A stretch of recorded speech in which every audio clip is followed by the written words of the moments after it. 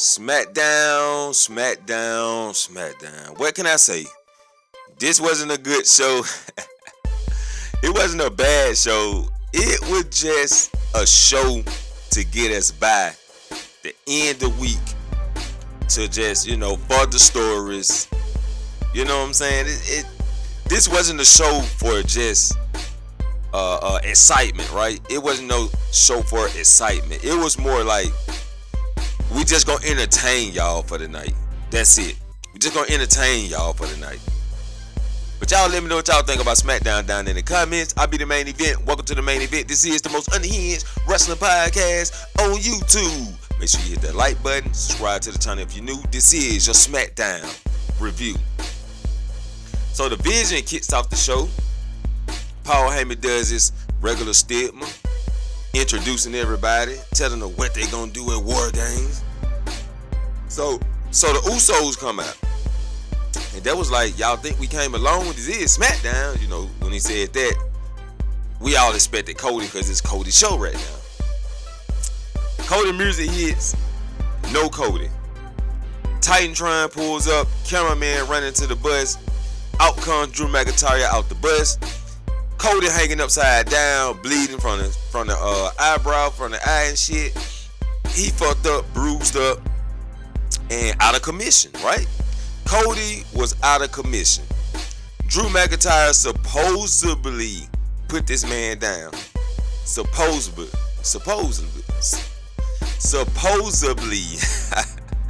put down Cody Rhodes, right? So the Usos run and check on Cody. They take him to the medical facility, get checked up on. Then we get Dragon in this open challenge.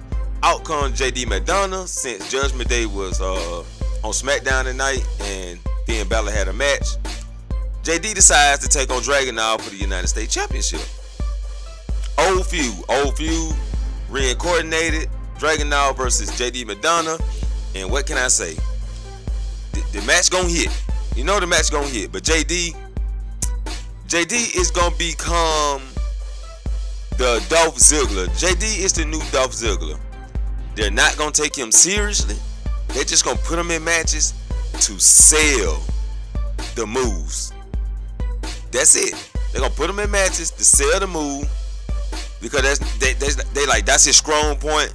We're gonna keep it there, not knowing that JD is top mid-card worker. He's a top mid-card worker. So yeah, JD could be like on the top of the division for the IC title. He can be on top of the division for the United States Championship. He can. But Dragon ends up putting down JD McDonough. After the match, Dragon runs into Tama Tonga, so they're still planting seeds on that. Then he also runs into Ciampa, and Ciampa says he's not done. He's still coming after him. He just got to take care of some more business first. So it looked like DIY gonna be stuck with Fraction for a minute though. So they're saving Ciampa versus Dragunov, which may end up being a triple threat match with Tama Tonga, Dragunov versus Ciampa. Next matchup, we get Big Bronson Reed versus Carmelo Hayes. And Melo was holding his own, but it was pretty much the surviving Bronson Reed, right? Surviving. And Melo was doing good against Bronson Reed. And to a point they had to cheat. Right? So Logan Paul distracted the referee. Bronson Reed sees Melo resting up on the barricade. He gets hyped, takes off his shirt, takes down the scrap. He get the barking. He get to tweaking his neck. And he decides to run around the ring, get super kicked by Jey Uso. And Jimmy Uso comes out. They save Melo. Out the blue comes Cody Rhodes, who's supposedly been hurt and in bad condition, but Drew McIntyre didn't do a good job.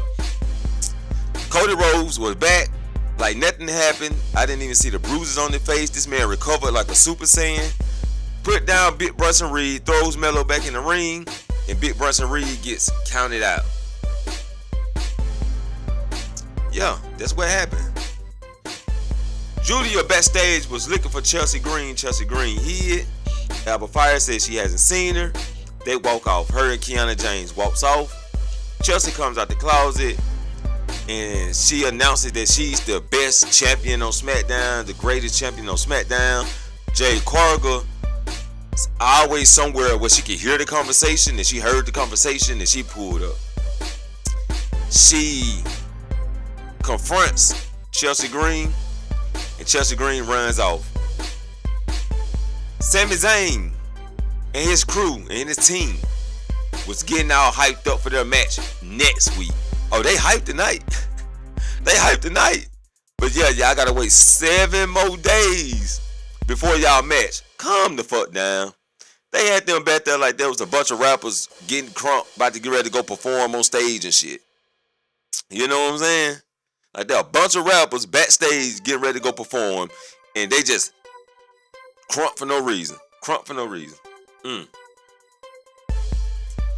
I know MFT also had a segment tonight. And they had Tonga Low was pretty crunk. That boy was hyped up. But like I said, save your energy to next week. Y'all didn't have to be all that hype, man. Didn't have to be that hype. And the team looks legit. But JC Mateo really looks out of place. He looks out of place. I think he needs to get kicked off the team. And he needs to do some solo shit or get a manager or become one in a tag team with somebody who works good with him. DIY versus Fraxium. And y'all know the match was gonna hit. They did their thing. We had long matches tonight. So it was more wrestling than anything.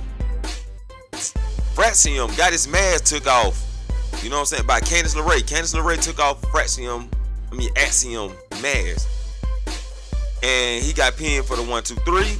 DIY picks up the win. They have Axiom mask. So the story gonna continue. Charlotte Flair and Rhea Ripley have a sit down and they talk to each other. Charlotte Flair looking up there like, oh, I can't wait to get this segment over with because I want to call Unhinged Main Event Fro. I'm ready to talk to him. I'm ready to hear his sexy voice. I'm ready for him to whisper the things I like to hear in my ear. You know what I'm saying? So she was ready to get that shit over with. Rhea Ripley did all the talking. Charlotte Flair was just saying, yeah, you can trust me. That's all it was. Call the troops. Finn Balor versus Penta. This match ended faster than I thought. I guess they were running out of time, but it ended faster than I thought. Penta picks up the win. At this time, I was listening to No Captivity with Freezy, and they had an interesting conversation, and I was really tuned into that.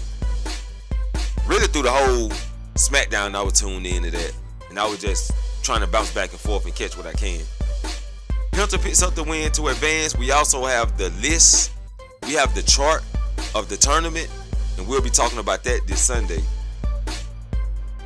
Team Rhea Ripley comes out to announce their 5th teammate. AJ Lee pulled up. Right soon as AJ pulled up, the heels attacked the faces from behind. AJ Lee was so caught up in the fans that she didn't even see them getting attacked at first. Like it was, the cut scenes was off. You know what I'm saying? And it actually cut back to AJ a little bit too early, or AJ was reacting a little bit too late, and she was out there just admiring how the crowd cheering for her. And then this strange thing happened, right? She see them getting attacked, and she runs down the ramp. But while she's running down the ramp, it seemed like she had a little skip and a hop, sort of a kind of limp. You know what I'm saying? Like, bruh, I don't think AJ is really fully healed from that announce table. You know what I'm saying? I think that announce table did a big work on AJ Lee. And I don't think she fully healed from it. And it seemed like she had a little skip and a hop running down to the ring. Before she can get to the ring to help out, Becky Lynch from the side screw her down, stomp on her. They beat down the faces. Becky rolls in the ring. Well, first she helps the team out by tripping up Rhea Ripley, and then after they beat the faces down, Becky Lynch get into the ring, shakes hands with Asuka, and Nia Jax was like, oh, like she couldn't believe that Becky decided to join them. So Nia Jax is on a team with two people she injured, Kairi Sane and Becky Lynch. You know what I'm saying? And I'm pretty sure Becky Lynch ain't forgot about Nia Jax, and Nia Jax ain't forgot about Becky Lynch. Them two just don't get along, really. They do not get along. But for War Games, I guess they gon' push their issue to the side, just like Rhea Ripley and Charlotte Flair. So tonight was just a night, man. It was just a night. It wasn't bad, though. Like, I ain't gonna say it was a trash night, but it wasn't like something you gotta tune in to, right? Like, I just gotta tune in. You can just catch the highlights and boom, you got the show. Catch the highlights and you got the show, because you really ain't gonna miss nothing. You know what I'm saying? Or you can catch the reviews from Unhinged Main Event Pro or other content creators, and that's the show. You know what I'm saying? You know we all put a little extra spin on it, but catch the highlights, catch the reviews, and you got the show. Wasn't no show that I just run to and you gotta watch it. But we do have the chart for the John Cena tournament. We know who facing who. We'll be talking about that this Sunday on this channel. Open Panel Podcast. After I do my first I'm gonna do my theme first, and then I'm gonna open the panel up to let people join in and we can talk about it. You know what I'm saying? Let's talk about it. Nope, that ain't Carmelo phrase. No, that ain't Trick William phrase.